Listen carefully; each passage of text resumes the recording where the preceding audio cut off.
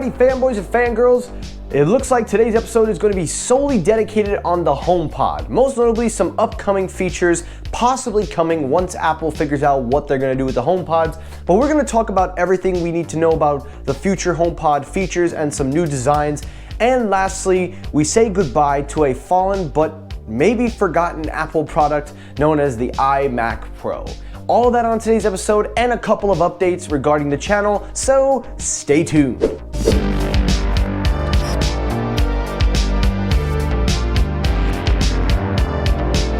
YouTube, what's poppin'? Michael here, welcome back to Technoid. I hope you're doing well, I hope you're all staying safe. Now again guys, today's episode is dedicated entirely to the HomePod, and of course we will talk about the iMac Pro at the end of the video. But real quickly, I just want to get the announcements out of the way. Number one, I want to announce that I have officially bought some pro grade microphones. We now officially made the switch, guys. With your help, support, by watching my videos and being able to save up, I have been able to use the money to buy two high quality microphones, both made by probably one of the best known brands, Rode. So definitely check it out, guys, Rode the company, and you will see where we're heading. So that was one of the few updates. And number two, the AirPod Max video is in production. I am still currently filming. However, I just wanted to make a quick disclaimer. I said in my previous episode, I was going to use iMovie for the show going forward, but I've decided to push that back as I still need to kind of migrate a lot of the files and everything. So in the meantime, while I will use iMovie, the first video that will be on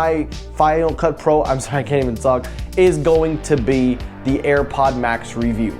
So that will be the first video that will segue and kickstart the jump to Final Cut Pro for the channel. Now that we got that all out of the way, let's get it going. Alrighty, story number one, the main story. Let's talk about the HomePods. Now, of course, the HomePod stories are going to be broken up into a couple of segments, so we're going to try to do this not too lengthy, but we're going to get straight to it. So story number one, let's talk about the new pickup features. So as you know, the HomePod is basically supposed to be Apple's top of the line smart speaker, and it had a rocky start, as you guys know. The first HomePod did not sell well. The second one, the Mini, is doing a lot better. It's making up ground in where Apple missed out on the first one. And it looks like Apple has a lot of patents that they're filing, and it looks like these patents are giving us indications of where Apple wants to go should they continue to push the HomePod. According to Apple insiders, the HomePod may be able to detect vital signs with upgraded radar positioning systems. Now, taking a look at this patent, we can see here that the electronic device with circular radar antenna array will be able to be positioned in a more accurate positioning where the data can also be informed and have an array of transmitters and receivers within electronic devices. These arrays can be positioned in a circle, which will be a 360-degree view, and by doing this, it will be able to pick up the range of the user, the signal, and also the position of the angular tilt of the HomePod depending on where it's at. Basically what this will do is this will be able to pick up when the user's in the room and be able to use the frequencies around it to pick up on the environment to help make the HomePod more in tune. Now, this is again a patent. This is not actually something that they are starting to work on, but this patent can be a good game changer for the HomePod in terms of audio field pickup and also picking up on other things around. So I really like the fact that Apple is trying to bring new things to the HomePod. It is just a shame that we may not see these features as the HomePod has to sell well before we can get them. But I like the idea that they're using this kind of frequency radar system that really, honestly, we don't see anybody trying to go for. So even though it's just a patent, some of these patents can be true, and I kind of like where they're heading in this direction, and it might be pretty good. So we'll have to wait and see what happens. Story number two, keeping up with the HomePod, let's talk about that display. Now, as you know, again, this is another patent, but it seems that Apple is researching how to integrate a display into the fabric like a HomePod covering. Now, the top of the HomePods all have a nice series circular interface where you can interact, your music will play back, or just basically give off some light show, and you can control your media. But it looks like Apple wants to take that a step further by integrating what can be described as a fabric-covered electronic device. Basically very similar to like how we have a display, but it's not exactly a display. It seems here that the HomePod, or according to the patent, the HomePod would work towards having a control circulatory screen where it's a lot bigger than the top, and that this will be able to display cover art and also have extended features and other things that the HomePod can be done.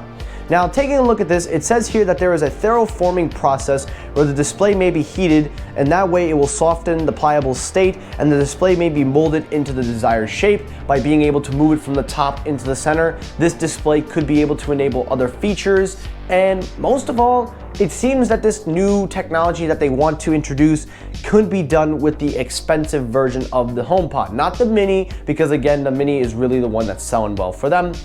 So take away from these two rumors, basically Apple is trying to up the game of the HomePod build quality. They've already got the sound quality down. The Assistant needs a lot of work, but it's getting a lot better in my opinion. I have been using the current generation HomePods, the original ones. I have them in stereo. They are great sounding devices, and the Assistant is getting a lot better. But they still need a lot of work, but most of all, they just need to sell well. And I think trying to put new features in a product that's not selling well is not going to help it. Yes, it is cool to take a look at this technology and say, you know, the average smart speaker cannot do what HomePod wants to do, but again, if they're not selling well, if there's no demand for it, why should Apple invest time and money into putting these patents into use? Sure, you can have the patent, sure you can hold on to the right to try to make what you want, but at the end of the day, if people are not invested in this product, if they are not invested in buying into the HomePod ecosystem, then why waste your time?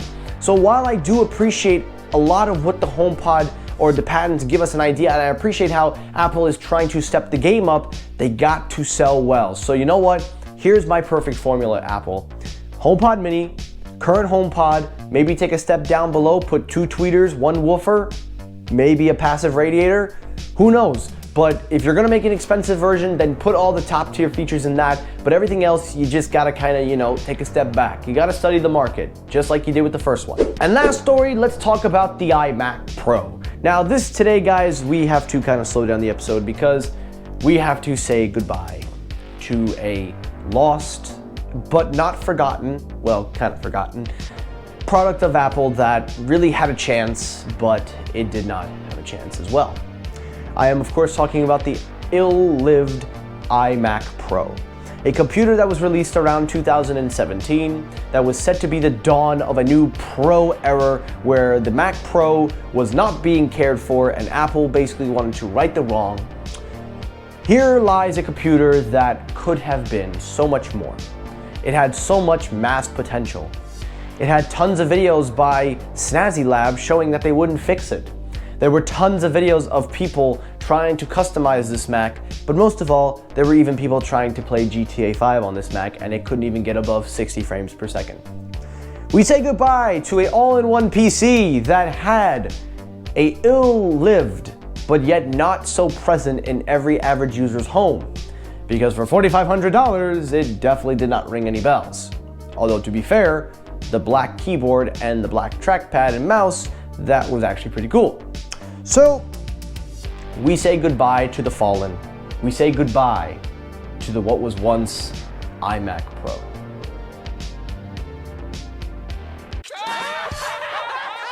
I'm just playing with you guys. You think I really care about the iMac Pro? Come on now. You really think I care? Like, we knew this was gonna happen. It was not even selling anywhere close to any Macs. Hell, the Mac Pro is selling better than the iMac Pro. So if that doesn't tell you this thing was getting discontinued, yeah, you should have known this was happening. So get your hands on an iMac Pro and see how long Apple will support it once it's been discontinued. And that is it for today's episode of Technoid. Now guys, really hope you enjoyed this episode. If you did, hit the like button. If you disliked the video, hit the dislike button. That helps circulate my videos as well. As always, everyone, thank you so much for watching. I will see you all on the next episode. Thank you for watching and peace.